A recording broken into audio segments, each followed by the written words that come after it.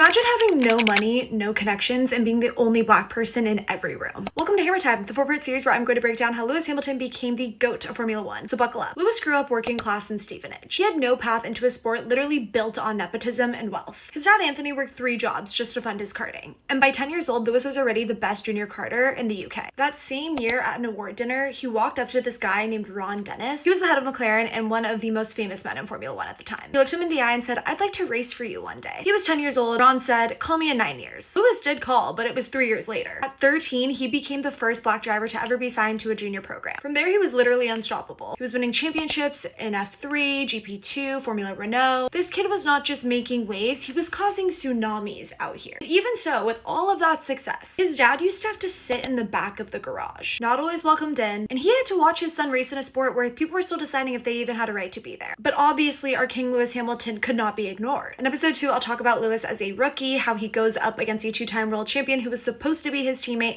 and how it got ugly fast.